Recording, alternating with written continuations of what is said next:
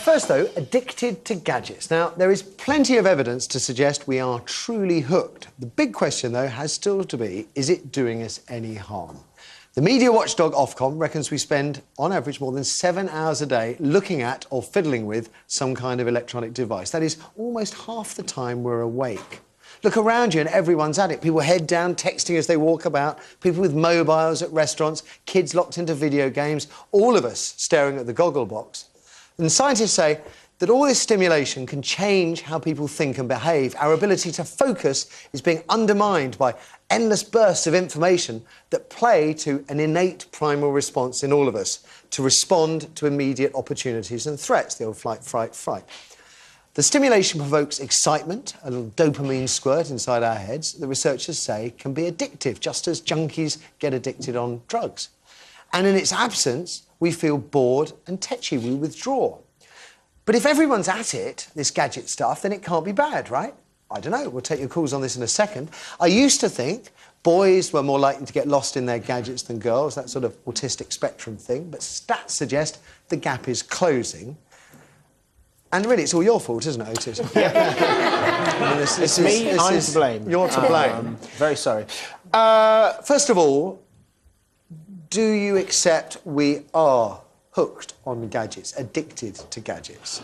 I accept that we spend more time using gadgets. My fiancée would accuse me of spending too much time on my OK, what happens if yours are taken away? Do you suffer withdrawal? My business suffers.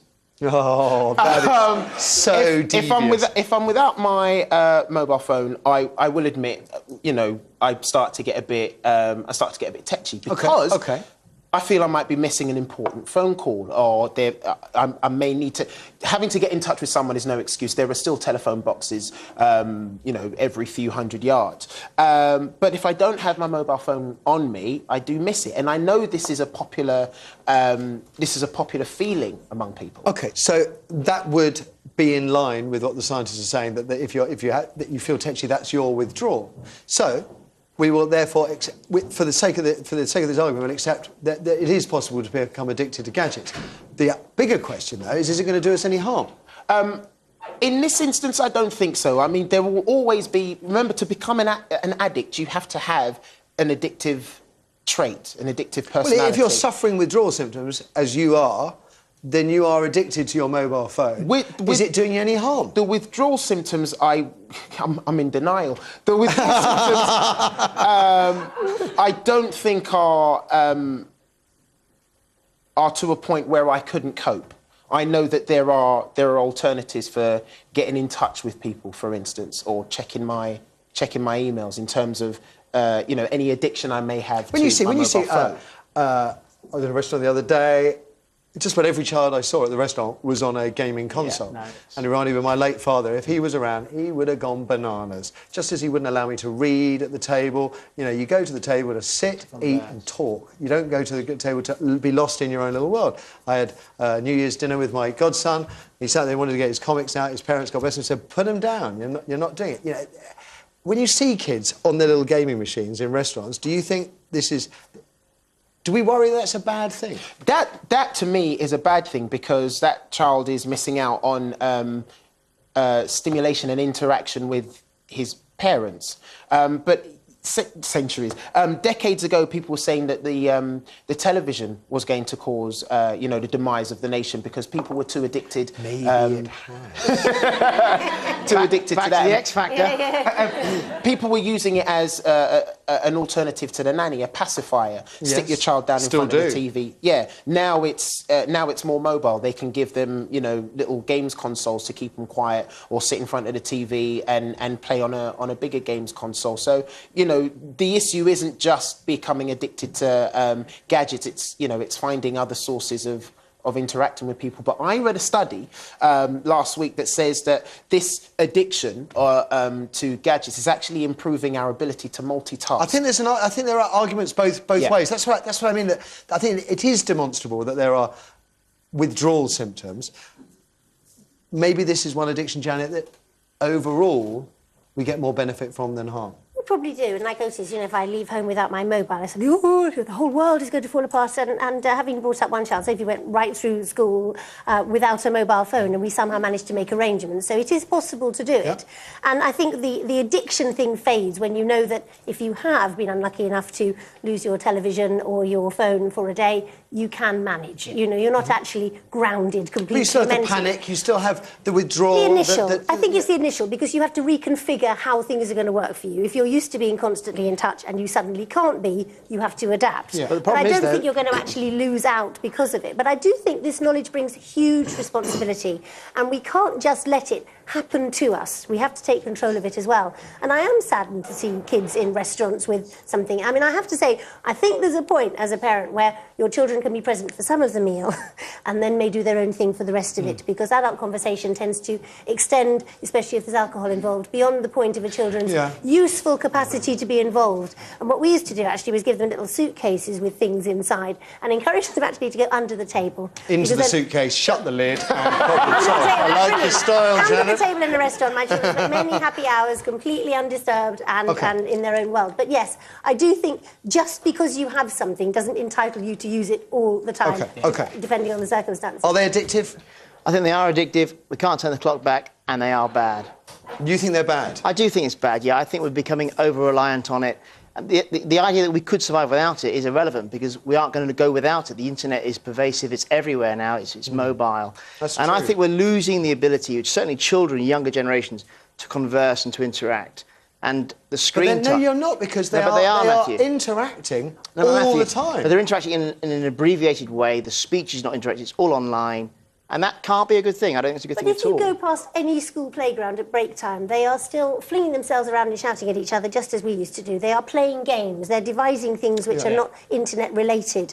And the same on a sunny day, everybody's in the park or walking along. You know, we haven't lost the ability to stay in the real world. You know, there's far fewer children go out far less often because of and put it this way, paranoia. My boys that's why we've got the obesity. Have their handheld things, and I certainly ration it. I'd much rather see them read a book or draw a picture than be on a game. A book, it's like condensed trees, and they make paper and then they print it. Let's take some calls. Kirsty. OK, first we have Mark on line 1. Mark, good morning. Hello there. Would you accept that gadgets are addictive, first of all? I would accept that all new technologies are addictive. And if we didn't get addicted to new technologies, we would still be living in caves. Yeah, OK. Houses are new technologies, cars are new technologies. This phone I'm speaking to you on is a new technology. Yeah. So yes, we get addicted to new technologies. The question isn't whether I think there's too much of an obsession with addiction. Like, if you're using something all the time, does that mean it's an addiction? Am I addicted to my house? Yes, I mean, I would probably miss my house if I didn't live in it. Does that mean I'm addicted to it? People have been living in some form of home for millions of years, Mark. Levels of progress. He just likes the sound of his own voice. Let's get rid of Mark. Let's have somebody else on. On line 2, we have All of that self-righteous monotone. That's his, not mine. and next Matthew. Anne, good morning. Good morning. Addicted to games. Even our previous caller will admit we can be addicted to games, addicted to technology. Is it a problem, Anne? Yes, it is, and I think it's a problem on quite a few levels. Go on. I have 2 teenage boys, 16 and 13. Feel that I have been always quite a strict mum, but they have everything. They've got the Xbox, they've got Xbox Live, all the iPods and the mobile phones. Right. And the problem that I have with them is that although maybe at the end of the day when they've been on the Xbox, now they come on, it's time to get off now, they're on live, all their friends are still on. The common thing is sleepovers, which, you know, inverted commas, that basically means we're going to have a sleepover, Mum. It means we're going to stay up half the night and you're not going to tell us off because we've got our friends round. How old are your boys, Anne? How old are your boys? 13 and 16.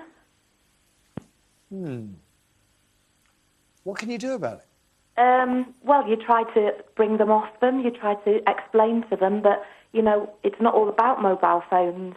It's not all about being in constant contact with your friends all the time. But they don't have, at 16, I was speaking to someone the other day and they said, we were talking about festivals and how they changed. And they said that anybody 25 or under has no concept of what life used to be like when Sophie went to school without a mobile phone. Yeah, exactly. Because the communications revolution exploded 25 years ago. So everybody 25 or under, they have no idea what you're talking about, No. Anne. I mean, literally, no idea. No, I was 32 when I first got my mobile, and the kids were like, "Oh my God, how did you do that, Mum?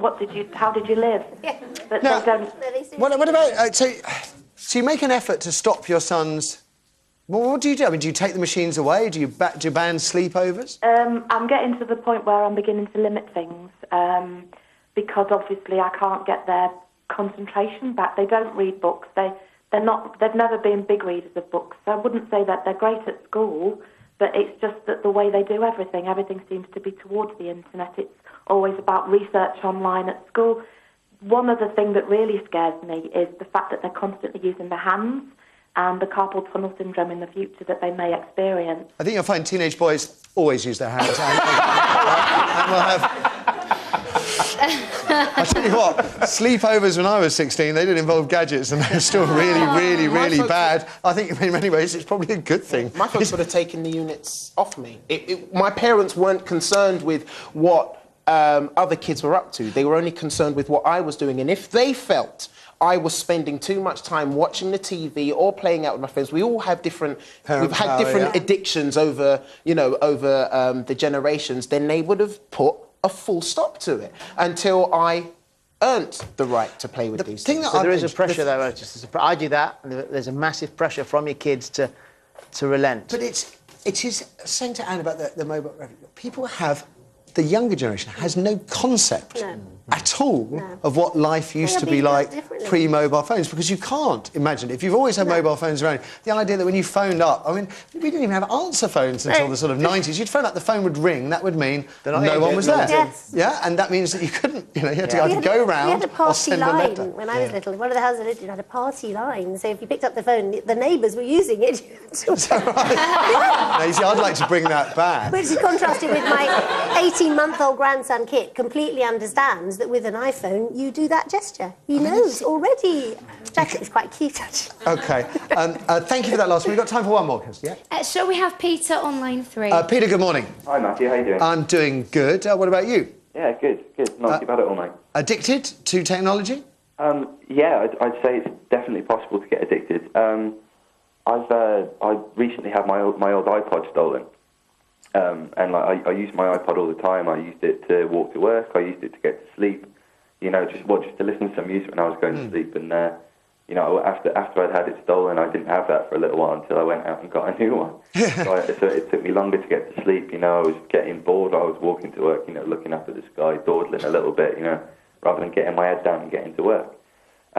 Where I actually work, however, is at my local youth centre. Now there are young people there who, we've got an Xbox in, it got requested, we got the funds in, bought it in, but there are young people there who are just spending all of their time on their Xboxes at home in the evenings, and communicating to each other over that through their headsets But Peter, is that such a bad thing? The world has changed. This technology is here. It's what they're all doing. Yeah. No, definitely. They are communicating. Yeah, they are communicating, albeit in grunts and squeaks, but that's maybe how teenagers have always. Obesity's on the increase, and the kids aren't going outdoors. You should say not playing outdoors, they're not reading books, drawing pictures, and that's got to be a bad thing. I'm not saying that you can ration it because it's with us. Yeah. So how do you manage it? It's very difficult. Yeah, definitely. I mean, there was examples specifically of a young person who spent that much time on his Xbox that he was able to play in his local football team, play all sorts of stuff like that for long amounts of time. We took him to play a game of football, and after about 10 to 20 minutes, he was come up to us and said, I'm just not as fit as what I used to be. In fact, I found it hard to run around as much. And we asked him why he thought that was. Got the group together, had a chat, and he said, well, I probably just spend too much time sitting down, playing on my video games. I mean, any football fans now remember David James? He had problems a little while ago. Yeah. When he was playing games, when he was playing actual matches, he said that he was visualising that he was, in the Xbox game. Absolutely. There's been people saying that they want footballers to stop listening to iPods before they go on because of the way it affects their mood. I suggest what David James, he was another one of our great English football-playing smokers, isn't he? Like Peter Crouch and Ashley Cole. Maybe that's got something to do with it. I don't know.